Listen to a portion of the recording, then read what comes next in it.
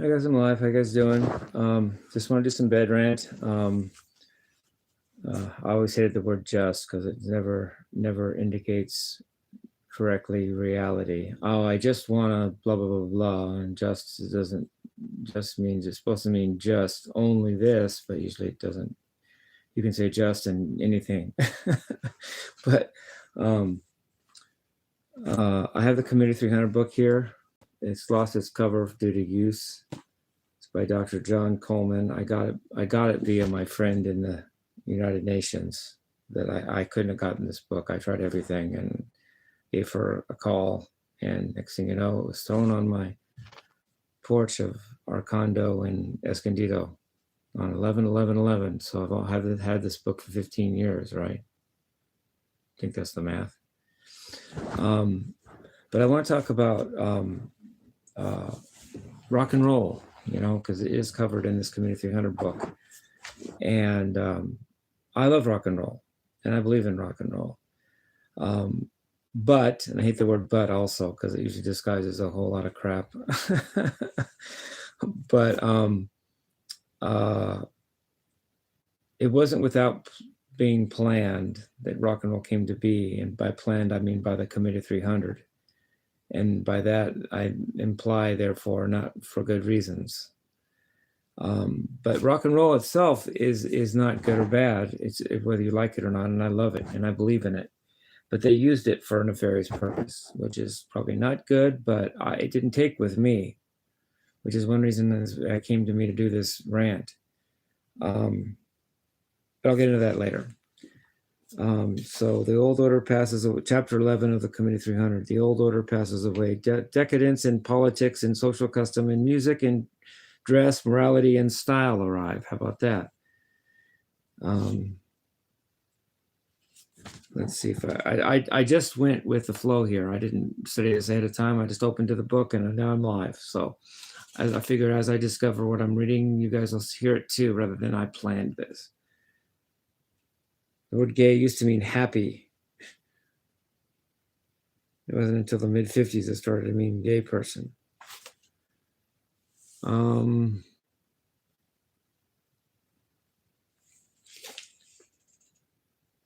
see. I didn't preview this, so I'm just looking as I go here.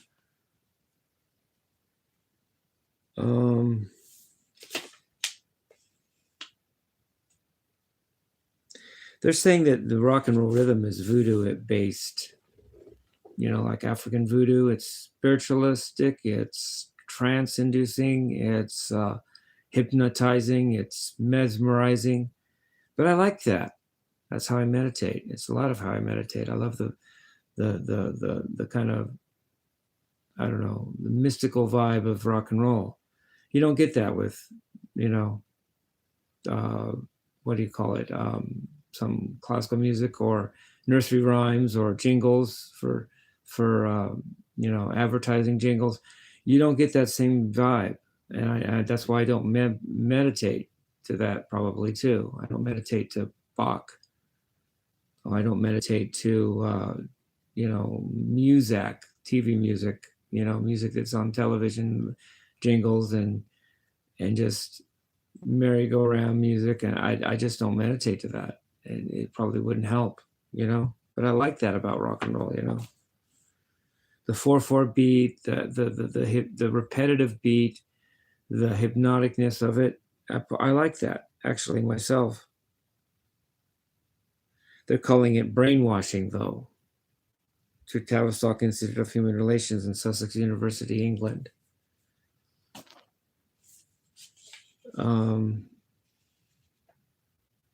He calls it Beatle 12 atonal music. First of all, maybe I think he has his terms misplaced there, because 12 atonal implies no key, and Beatle music has keys to it. Something's in the key of F. That means it's not 12 tonal.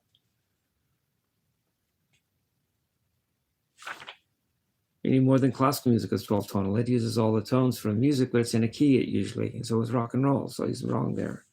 He's misinterpreting. He's not music educated, Mr. John Coleman or Dr. John Coleman.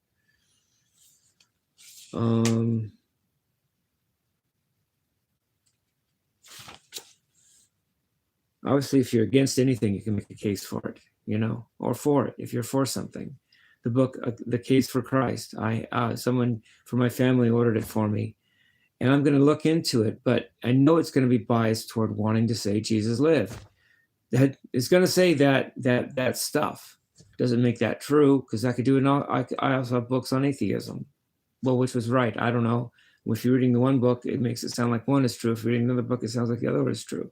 You can make any point and make a point for it. So I'm just careful what I read, because I don't want to waste my time on a book that I don't believe in the first place. But Dr. Uncohen makes some excellent points in this book. So,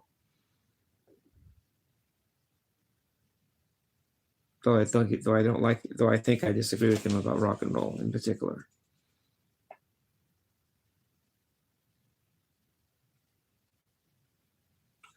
Yeah, he doesn't like rock. Voodoo drumming is not simple, but consists of complex patterns that affect the mind. He's talking about voodoo mesmerization.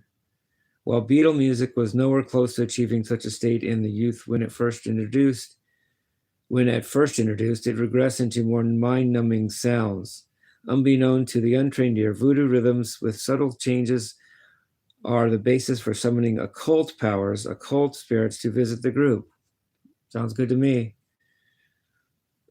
This summoning of occult powers through repetition can be seen in the mass hysteria generated by rock music and the blah, blah, blah, blah, blah, blah, blah, blah. Rock music is brutal music. I disagree. It brutalizes the mind and desensitizes the sensitive. It's continuous broken meteor played over a repetitive beat with the left hand and increasing in tempo has been majorly proved to have a hysterical effect on the mind and body organs. Case in point, Jimmy. It is precisely at this point that rock and roll and modern music becomes potentially dangerous.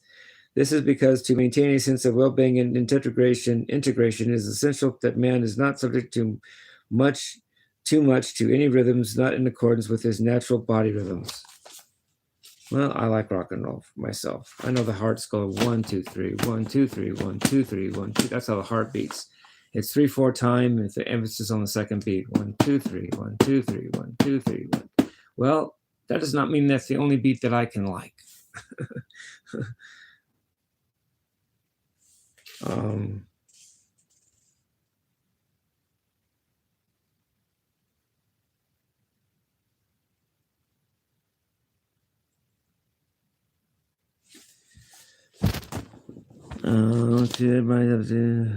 Technical era.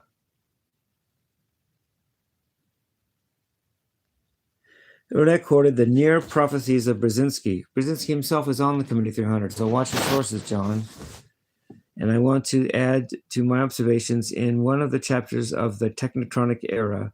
He explains how new technology will bring in its wake intense confrontation that will strain social and international peace. He's talking about technology. Well, that ship sailed, dude. What Brzezinski was heralding was the age of total surveillance and spying that would descend on the world. Brzezinski was expanding on what British MI6 agent George Orwell predicted in his book 1984.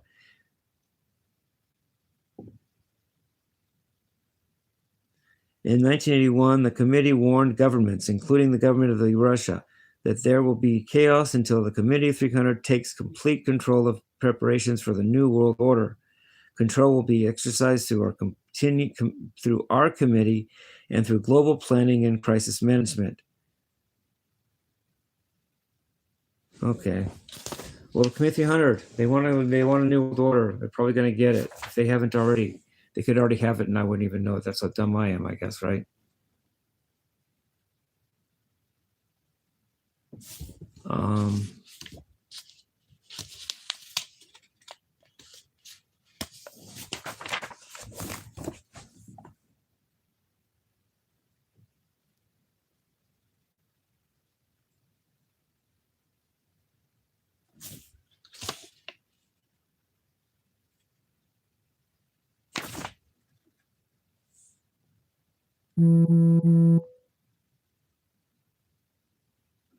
Well, it's kind of verbose here.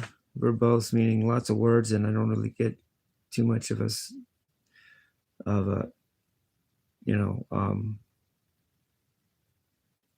obvious point he's making or not. But I'm just doing this with you guys. Sorry if it's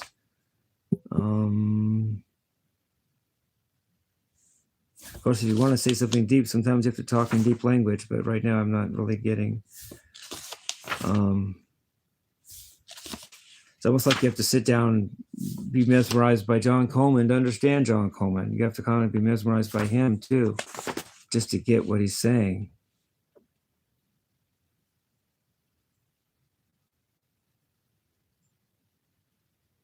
Like I'll get mesmerized by this book far more than I might by listening to Led Zeppelin, you know what I mean? Fast forward now to the era of decadent music, rock and roll, massive use of recreational drugs, acceptance of brutalized horror movies, weakening of family, and the ghastly murder of millions.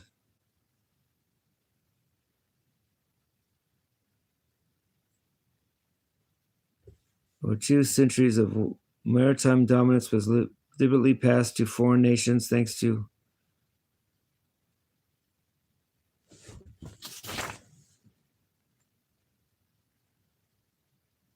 times do not change, times are made to change. Do not fall for the old times are changing syndrome. We should not think the committee of 300 and the Club of Rome are as purely European institutions. The Club of Rome exercises extraordinary power in the United States and has its own chapter in Washington, D.C. We saw that power in action.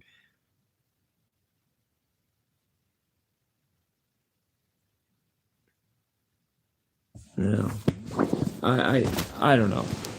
My take on it is he's saying that rock and roll itself is evil because of the beat and the demoralization and the just the decadence of it, which I like myself.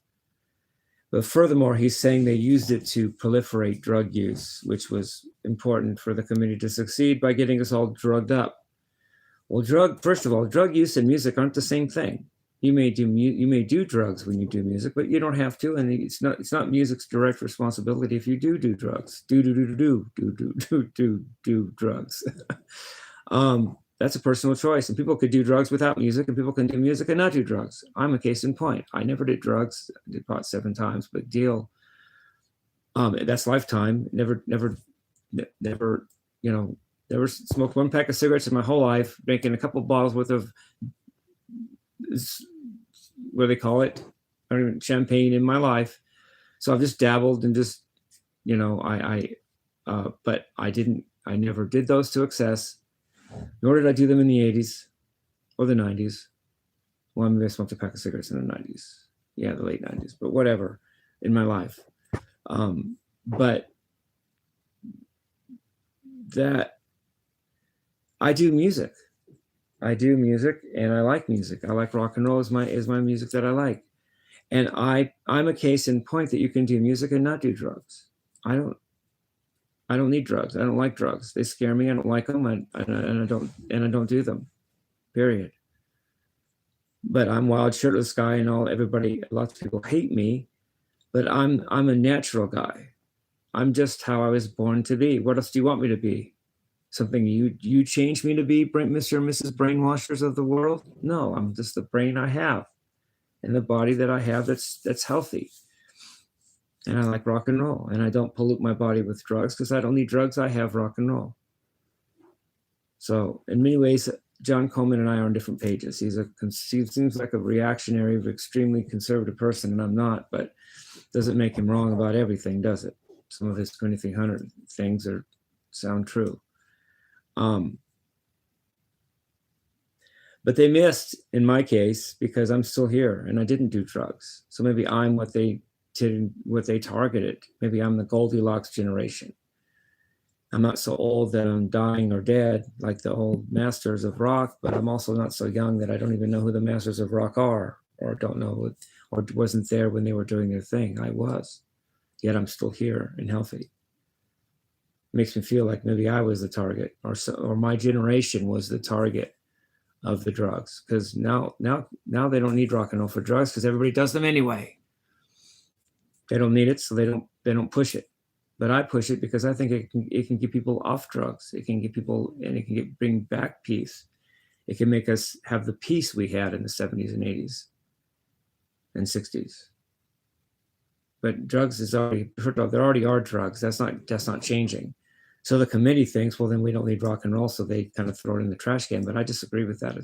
I think rock and roll is great, and it makes good sense to me, as in the words of AC/DC Brian Johnson, frontman, after Bon Scott died. I love rock and roll, and I'm an example of someone that if all it takes is one example to prove that something is possible. If something's not possible, there will be no example. If something's possible, there will be. You can do music and do rock and roll and not do drugs. In fact, to me, it might get you something to do to play guitar that can get people off drugs. If you have more to do than nothing, then maybe you won't do the drugs. I don't know. I know I don't do drugs, and yet I love rock and roll. And yet I'm the wild guy that gets targeted and assassinated, not all the people that either did drugs and now are mind dead, or the people that don't do drugs but are Christians, conservative, right-wing, toting the conservative line. I'm not either one of those. I'm not a conservative, but I also don't do drugs. Therefore, I have to get hated, right? Maybe, but I'm who I'm what I came out of. I'm what I was born to be. And stop me, then kill me. Otherwise, screw you. Love you guys. Peace, love, and rock and roll.